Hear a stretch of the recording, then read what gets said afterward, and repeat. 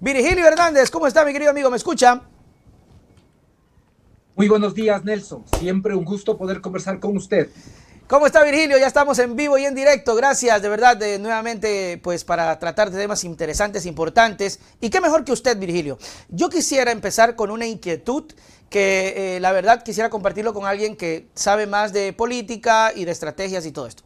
A ver, yo le soy sincero, Virgilio, yo no creo, y me gustaría su lectura, que el presidente de la República, Noboa, haya llegado a tener 85%. Bueno, yo respeto las encuestas, respeto las mediciones. Sinceramente, a mí se me hace muy difícil creerlo, que sea así tan abrumador. Luego salió que bajó 13 puntos. Sin embargo, lo que me llama la atención son las declaraciones de Paulina Recalde, de la línea de la firma Perfiles de Opinión, que decía que Noboa no baja más por la oposición, que no se hace presente. No hay una oposición tangible, fuerte, dura como en otros tiempos. Virgilio, ¿cuál es tu lectura de esta apreciación?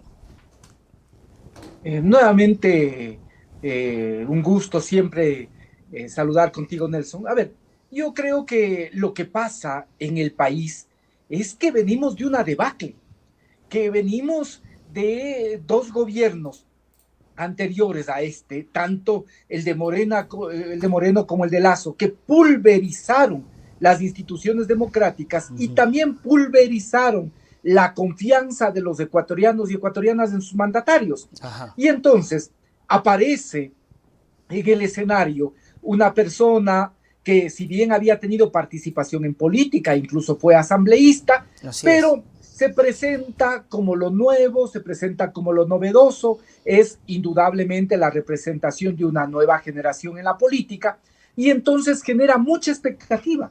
Y lo que tuvimos después de la segunda vuelta y en los primeros días de gestión es esto, precisamente mucha expectativa respecto de lo que podría ser la gestión del presidente Daniel Noboa. Y por eso puede de alguna manera haberse explicado que se hayan presentado esas cifras, Esas cifras, porque claro. ¿qué es una encuesta? Una encuesta es una instantánea, de esas fotos que ahora ya no hay, ¿no? De las que antes salían y se presentaban ahí estas instantáneas, ¿no? Ahora todo es digital. Pero eso es una encuesta, es una instantánea de un momento. Pero fíjate cómo esa misma foto tomada 2 meses después, un mes después, ya refleja otros datos. Y además de la encuesta de Paulina, hay otras cosas también que son interesantes. Claro. No solo esta paulatina decepción que va teniendo la ciudadanía, yo diría que lo que pasa es que empezamos a ver como en los memes la expectativa y la realidad, Claro que sí. lo que se creía y lo que efectivamente es. Y esto ya empieza a generar preocupación. Y si vamos un poco más, analizamos un poco más la encuesta de Paulina, hay otros datos que también son significativos. Por ejemplo, la mayor parte de ecuatorianos, el 54% de los ecuatorianos, creemos que el principal problema que hay en el país es la inseguridad. Y es indudable frente a lo que vivimos. Pero cuando esa misma pregunta se traslada al plano personal y se le dice a la persona que es encuestada, ¿cuál es el principal problema de tu familia, tuyo y de tu familia? Claro. Ya la respuesta cambia. Ya no es solo el tema de la inseguridad, es la situación económica, más de 30%. El 28% dice que es el tema del desempleo. Es decir, más de un 50% de ecuatorianos, cuando se le hace la pregunta en tono personal y familiar de cuál es el principal problema, ya tiene que ver con los temas económicos, con la falta de empleo, con la falta de reactivación productiva, con la falta de oportunidades que existe. Esta es la realidad.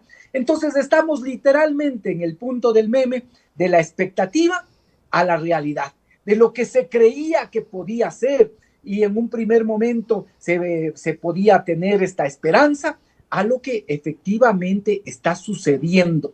Y entonces ahí vienen los datos que a veces no le gusta, Claro. incluso al presidente que califica en lugar de explicar, y esto es muy grave, porque no se está dando cuenta el presidente el valor de la palabra presidencial y cree que con solo descalificar a los que lo critican, ya la realidad va a cambiar. Cuidado, presidente Noboa, esté mirando espejismos. El poder siempre puede conducir a tener calentura y la temperatura cuando se eleva puede llevar a tener espejismos. Cuidado, Claro. cuidado con no mirar que hay cifras duras respecto del tema de seguridad que siguen siendo cifras preocupantes, lo que Claro. tiene que ver con muertes violentas. Ha disminuido, sí, se dice que ha disminuido un poco, pero siguen siendo importantes. Se han disparado los secuestros, las extorsiones y sobre todo, cuando se mira lo económico, ahí los contrastes son mayores, Nelson, porque no se encuentran ni los 25, ni los 50, ni los 63,000 empleos que nos dice el presidente Noboa, claro, menos aún los 160,000 empleos de los que nos habla la ministra de Trabajo. Y créeme, Nelson, que yo quisiera estar equivocado. Quisiera que mañana salga el presidente Noboa y nos diga, miren, para los revoltosos, así calificó a quienes cuestionamos sus cifras sobre el tema del empleo y a quienes cuestionamos la pregunta sobre el trabajo por horas. Y que nos diga, vean, revoltosos, aquí están los 63,000 empleos. Y yo lo digo además con los datos del Ministerio de Trabajo y con los datos de la Seguridad Social. Ojalá estemos equivocados y ojalá el presidente nos demuestre que se han generado 63,000 empleos para jóvenes y la ministra que nos demuestre, que nos pase así los papeles en la cara, ¿no es cierto? Y créeme que yo lo recibiría feliz, porque eso significaría que se han generado 160,000 puestos de trabajo. Pero ya, es hora de que pasen de las declaraciones, de las fotos, del meme, del video para TikTok a la realidad y que nos hablen con datos reales. Virgilio, ya basta de cuentos. Claro, lo que podríamos creer entonces es que, según lo que me cuentas, podría venir después de estos días una oposición más fuerte, contradiciendo un poco la declaración de Recalde que decía de la tibieza. ¿Crees tú que ahora va a venir? Porque te entiendo que ahora comparan mucho el antes y el después, y es verdad que ya después de 100 días la gente empieza como a aterrizar y decir, ok, listo, chévere, bonito, están chéveres las gafas, muy linda la vicepresidenta, la primera dama, pero ya queremos resultados. ¿Crees que ahora la oposición por parte, y hablo por la RC, va a ser más concreta? ¿Y qué pasa con la consulta? Porque te escucho hablarse de la pregunta sobre el trabajo por horas, pero no de las demás. Y te consulto esto porque la CONAIE, por ejemplo, ha declarado que ellos van por el no completo. ¿Cuál crees tú que debe ser la postura de la RC? ¿Ir a la oposición completa o va a mantener ahí como ¿sabes qué? Solamente por una pregunta nomás el no. A ver, mira, Nelson, nosotros, te digo, tenemos siempre una actitud coherente. Nosotros mantenemos una línea de conducta y lo que ha quedado claro es que jamás nos oponemos de manera torpe, necia o ciega porque ganó la presidencia, nosotros tenemos que hacerle la vida imposible, ¿no? Okay. Lo que hemos hecho en estos primeros meses es precisamente poner por delante el país y aportar para que las leyes que se tramitan en la Asamblea puedan ser leyes mejoradas. Fue gracias a la Asamblea y a la acción del movimiento de la Revolución Ciudadana, a los planteamientos de la legisladora Viviana Veloz, por ejemplo, que es la vicepresidenta de la Asamblea y jefe de bloque de la Revolución Ciudadana, que se logró que en la ley que establece la remisión no se beneficien los familiares directos, ni del presidente ni de ninguno de los otros representantes del legislativo, por ejemplo. Eso es positivo. De igual forma, fue gracias a la propuesta, en este caso de la propia Viviana Veloz, que se logró que exista una contribución extraordinaria para la banca, que se establezca el impuesto a la salida de divisas, para eso sí, a quienes sacan el dinero de la economía, poder establecerles un impuesto, volver al 5%, que era lo razonable. De igual manera, se apoyó lo de la contribución para los grandes patrimonios. Es decir, la Asamblea contribuyó en establecerle fuentes alternativas. Y el presidente, más allá de que la Asamblea cumplió en darle fuentes alternativas, subió el IVA. ¿Por qué? Porque básicamente esto es una imposición del Fondo Monetario Internacional. Claro, esa es la verdad. Sí, es así, es clarísimo. La responsabilidad del IVA es exclusiva del presidente Daniel Noboa, exclusiva del presidente Daniel Noboa. Después, otros bloques legislativos, hay que decirlo, el propio Partido Social Cristiano, la bancada de Construye, todos estos bloques contribuyeron para que no haya los votos en ratificarse en el texto de la Asamblea. Los 51 votos de la Revolución Ciudadana estuvieron firmes para ratificarse en el texto de la Asamblea y no permitir el incremento del IVA. Así que cuando el Partido Social Cristiano y otros sectores nos dicen no más impuestos, hay que decirles no. Pudieron haber puesto sus votos para ratificarse en el texto de la Asamblea. En el texto de la Asamblea no estaba lo del incremento del IVA. ¿Sí? Sin embargo, le permitieron y de forma exclusiva el presidente Daniel Noboa tomó la decisión. Además, yo digo, no hablándole con sinceridad, que vengo insistiendo, es una de las principales falencias del gobierno. No le está hablando con claridad, porque a la gente le dijo que subía al 13 y que después tenía como elemento de manejo de política económica subir al 14 o al 15% el IVA. No. De una como era imposición del Fondo Monetario Internacional, a la vena, 15% del IVA que los ecuatorianos van a pagar, vamos a empezar a pagar a partir del 1 de abril. Entonces, estas cosas, tenía propuestas alternativas que se hicieron precisamente desde la Asamblea. Ahora mismo, en esta ley de turismo, ¿cuántas cosas se han aportado desde la Revolución Ciudadana? Obviamente, cuando se meten cosas a última hora, como por ejemplo, una nueva remisión y dejarle la posibilidad que solo el presidente decida cuándo y cómo conceder esa remisión. Esto sí es increíble. Fíjate, lo que ponen en una transitoria a la ley de turismo, ¿qué tiene que ver? Que no tiene nada que ver, claro. No, ¿qué tiene que ver con el impulso al turismo? El dejarle la posibilidad para que aquellos que no cumplan con las propias normas que ahora se establecieron para combatir la guerra interna, supuestamente, y no pagan, ¿sí? Por lo tanto, van a ser objeto de multas, de sanciones. No, el presidente puede volver a perdonarles las veces que quiera, ya sin pasar por la Asamblea. Obviamente, cuando se presentan cosas como estas, que uno dice, como vulgarmente señala a la gente, nos están queriendo meter gato por liebre, entonces ahí decimos no, ahí ya no cuentan con nosotros, no cuentan con nuestros votos.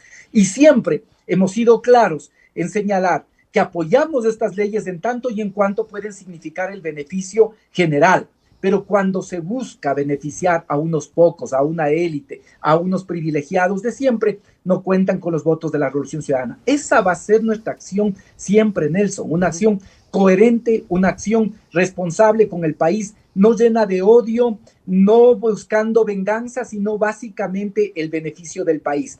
Pero jamás contarán con nuestros votos si se trata de generarle facultades extraordinarias al presidente para que con esa medida el presidente pueda, a su criterio, beneficiar a quienes crea que debe hacerlos a través de la remisión de intereses. Esto sí es, como dice la gente, bonita la cosa, ¿sí? Mientras a todo el mundo se le está cargando con un impuesto indirecto que va a afectar sobre todo a los más pobres y a los sectores medios, mientras se le carga con un impuesto del IVA, un impuesto indirecto como el IVA del 3%, sin embargo, se le deja la potestad al presidente para que a manos llenas pueda establecer remisiones para determinados grupos de poder. Eso no es ético y tampoco es serio en materia política. De hecho, por eso mismo llama mucho la atención, Virgilio, el tema sobre los índices de Noboa, porque veía que quedaba, aún con la bajada que ha tenido, por el 64% y terminaba siendo también algo llamativo.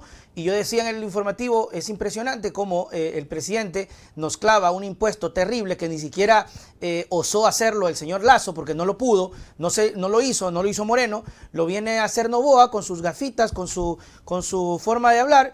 Y pasa de agache. Entonces llama la atención que con todas esas cosas Noboa todavía tenga una percepción buena, y lo que me llama la atención es, entonces, ¿qué pasa desde la sociedad? ¿Estamos de acuerdo? ¿Estamos bien? ¿No estamos tan mal? ¿Noboa nos puede clavar impuesto tras impuesto tras impuesto y la gente se tiene que quedar callada? ¿O hace falta esa dureza por parte de líderes políticos, en este caso Rafael Correa, etcétera, etcétera? Y si crees, son dos cosas, esa, y si crees que lamentablemente el trabajo por hora será aceptado por una campaña que tendrás especificidad en una y el resto votará por el sí. Y ahí, pues, como tú sabes, Virgilio, la gente va no a escoger mucho, sino rack, y se vendrá el trabajo por horas. A ver, primero, yo creo que la situación del país es bastante preocupante. Es muy preocupante, Nelson. Esto, quien diga otra cosa no está mirando ni está sintiendo la realidad. Solo hay que ver, hay que acercarse a los aeropuertos para poder darse cuenta de cómo la gente se va. Y es preocupante, porque además la gente se va con familias enteras.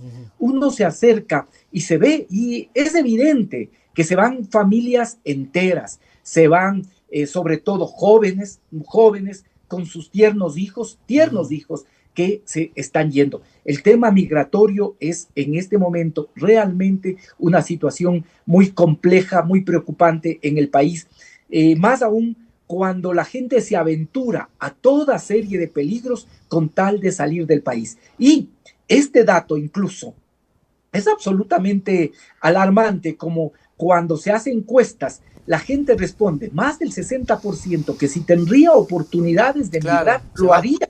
Es decir, los jóvenes, ¿qué es lo que ha pasado? Y esta percepción no ha cambiado, que no hay horizonte en el país, no hay futuro en el Ecuador. Por eso la gente está saliendo. Entonces, la situación es realmente preocupante en el Ecuador. El tema de la migración, ¿sí? Hay que pensar además que esa migración en este momento constituye el 5%, las remesas que hacen los migrantes, constituye el 5% del PIB.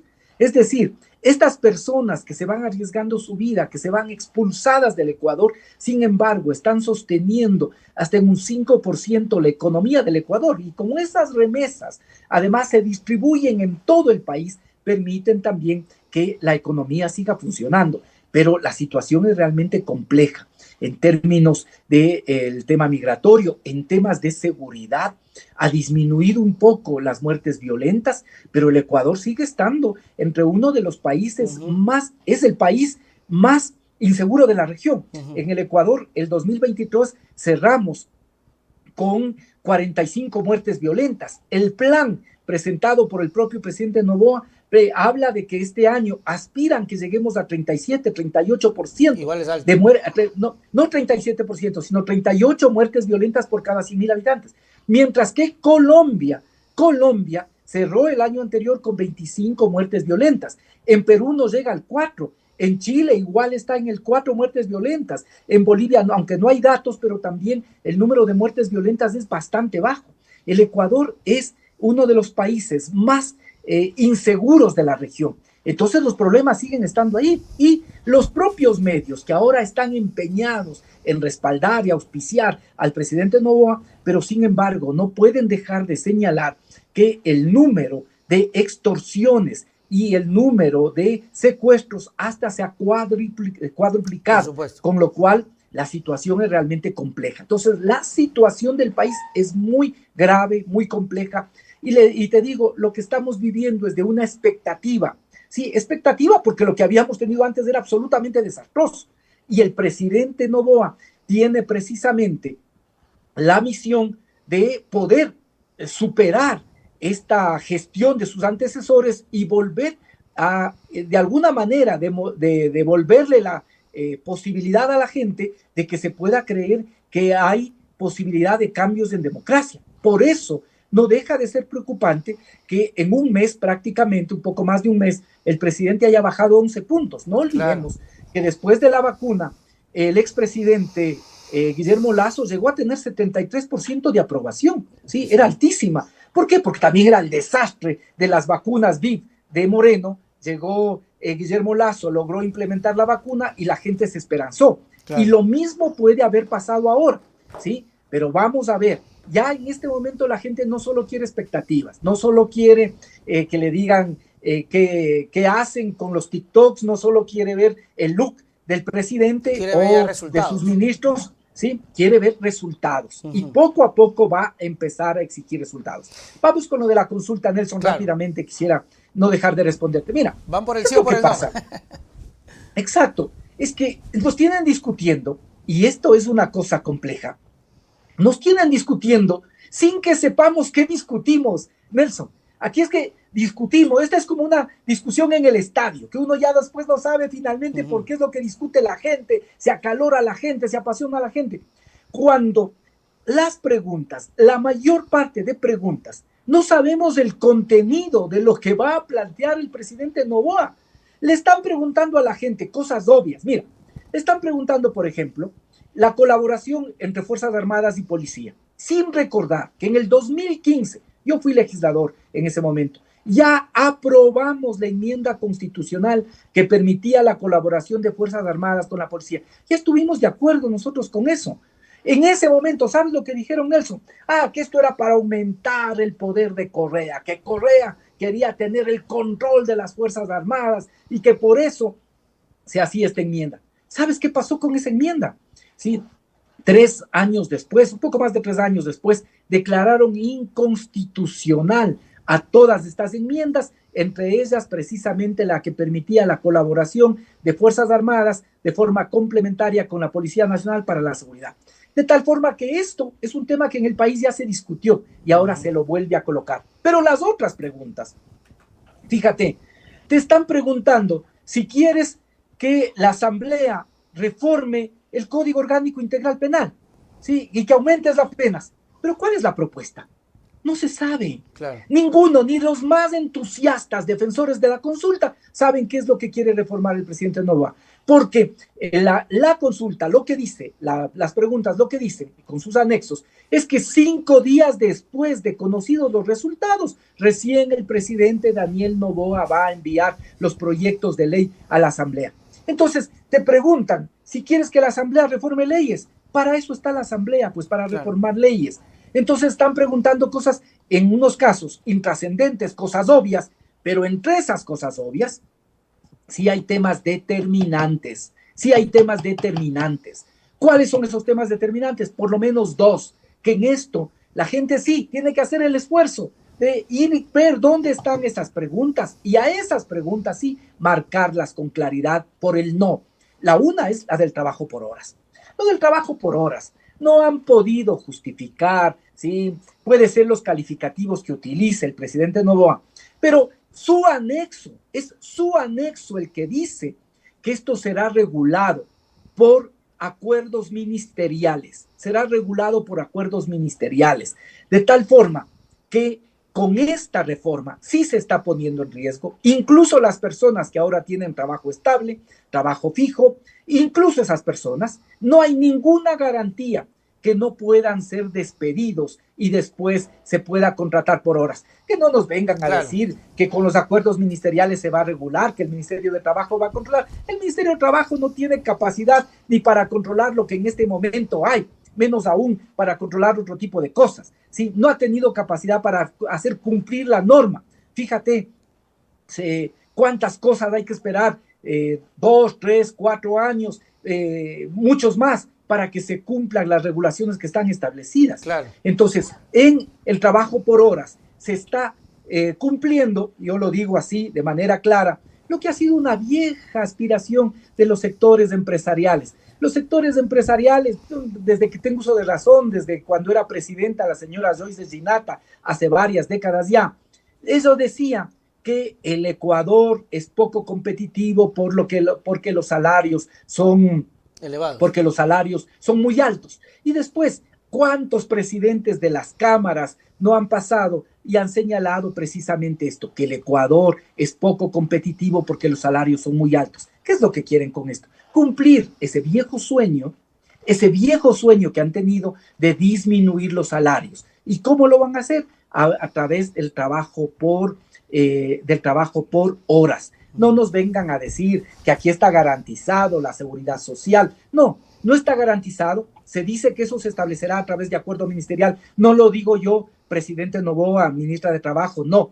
eso dice su anexo, el anexo con el que se acompaña la consulta. Primero, y tampoco está definido qué es lo que va a pasar con la seguridad social. ¿Qué pasa con la seguridad social? ¿Sí? Ustedes dicen que no se van a afectar los derechos y bueno, ¿qué va a pasar? ¿Y cómo se va a garantizar la sostenibilidad de la seguridad social para los trabajadores que solo aportan o que solo trabajan por horas? Entonces, que no nos vengan a decir que esto es pronunciamientos de revoltosos. No, esto es lo que dice o lo que no dice el anexo que está planteado. Este es un tema.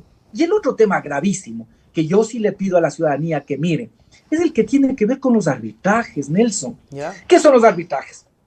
¿Qué son los arbitrajes? Primero, para poder explicar un poco. Los arbitrajes son que las empresas transnacionales, ¿sí?, que supuestamente quieren invertir, porque siempre nos hablan, esto es como el Dorado, esto es como la promesa del paraíso, ¿sí?, que si hacemos esto va a llegar la inversión extranjera. Se hace Toda todo y dice lo después mismo. la inversión extranjera no llega, ¿sí? Por otro que hay otros factores que en otro momento podemos analizar. Pero, ¿qué significa? Para explicar. Entonces, estas empresas, supuestamente para venir, ponen condiciones. ¿Cuál es una de esas condiciones? Que si llegan a tener conflicto en el Ecuador, no se someten a las leyes del Ecuador, no se someten a la legislación nacional, sino a un árbitro. ¿Dónde están estos árbitros? En estos centros, estos grandes centros de arbitraje, mediación, como los del CIADI, por ejemplo. ¿Sí? Se recurre a estos centros de arbitraje. ¿Qué es lo que pasa con estos centros de arbitraje?